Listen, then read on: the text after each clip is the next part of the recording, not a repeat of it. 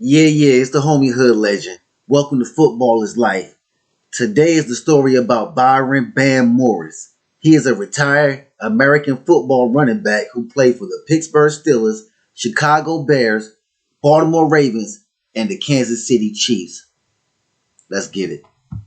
Bam Morris both played his high school and college careers in Texas. So most of the time, this guy was around the crib. He didn't have to go a long way away from home. He was actually in the same state that he went to high school, he went to college.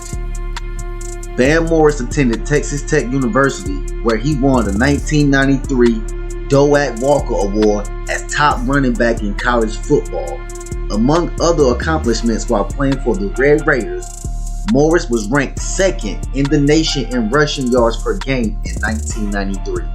And like I said, you play both your high school and college football around the crib, and then you get drafted by the Pittsburgh Steelers and you go to Coach Bill Cowher. That's gotta be crazy. All your coaches through this time might be in leniency on you, but then you go to Pittsburgh and Bill Cowher, and we all know how Bill Cowher operates. If it's his way or the highway. And that's something that I'm pretty sure that Bam Morris had to adjust to. Bam Morris didn't have a long career in the NFL. He didn't have a 20-year run. He didn't have a 15-year run where he got to renew his contract after the other one was up. During his NFL career, he recorded 3,809 yards on 974 attempts and scored 35 touchdowns during 75 games. He also caught 103 passes for 790 yards and 1 touchdown. He was the leading rusher for the Steelers in their Super Bowl loss to the Cowboys, gaining 73 yards on 19 carries. And like I said, he didn't have a long career, but the career that he played, he actually got to go to a Super Bowl. And we know a lot of guys who play the game never get to smell a Super Bowl. They never even get to see or play on the field in a Super Bowl. So that was kind of big to his circumstances, being that he did not play a long time in the league. He did at least get to a Super Bowl and get to play in the game.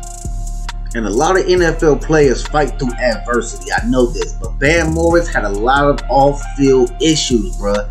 And these are the issues that got him in trouble, and ultimately him spending 10 years of prison of his life behind bars.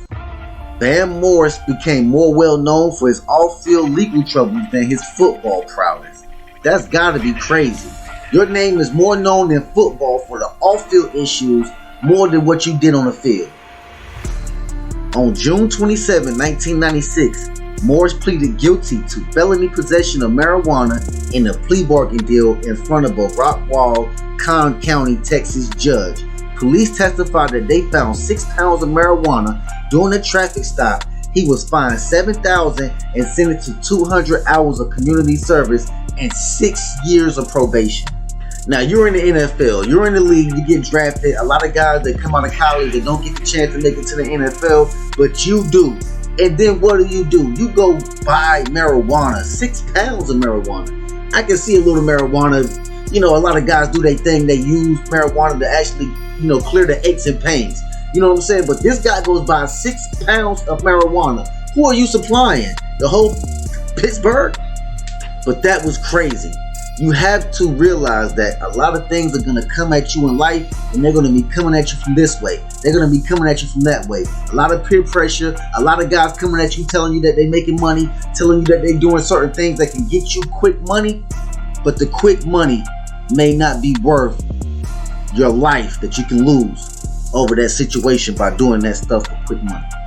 And this is crazy because after all this was said and done, he was cut by the Pittsburgh Steelers after a guilty plea and signed as a free agent with the Baltimore Ravens. He's lucky that another team even gave him a chance because he just got caught with 6 pounds of marijuana and he has to do community service and 6 years of probation. So, who's going to give you a contract?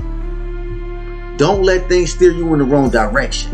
And this could be one of the reasons why his NFL career was so short, because of the things that he did off the field didn't resonate into the things that he was supposed to do on the field.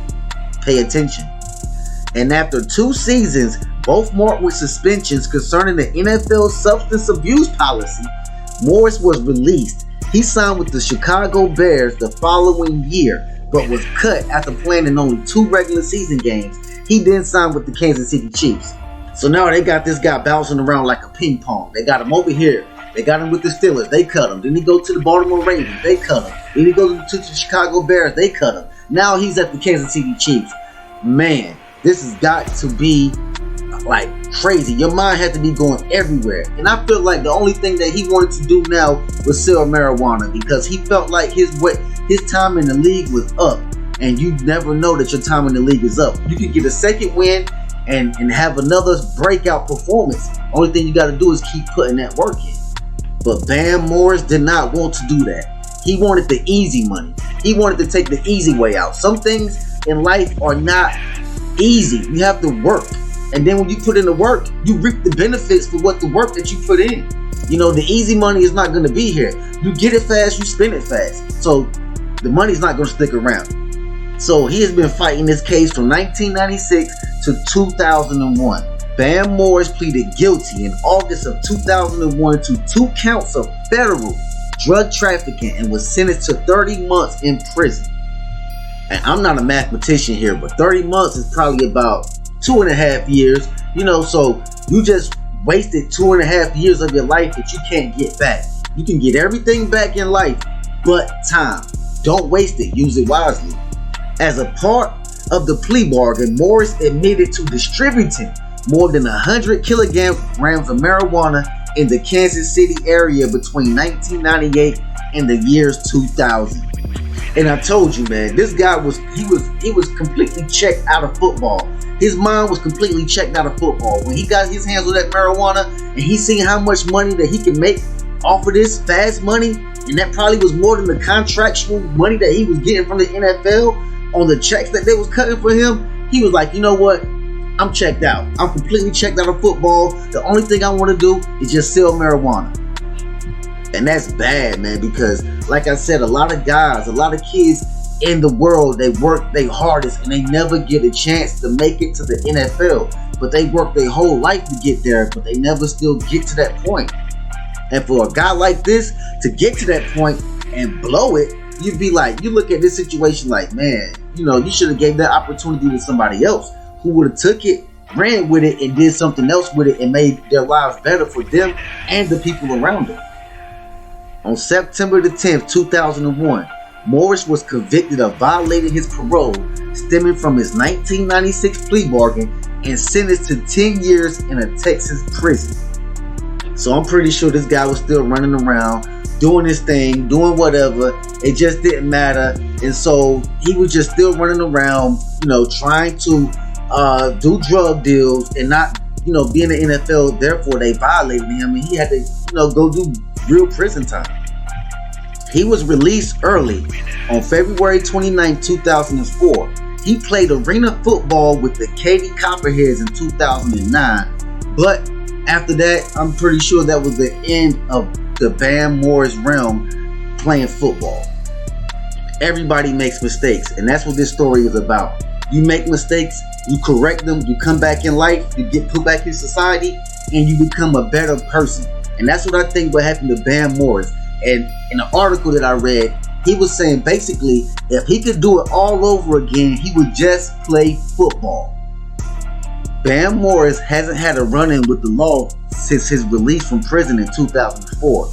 He's had time to reflect, and he can't help but dwell on the fact that football may have played a role in his troubles. I think it had a lot to do with it, in his words that he said.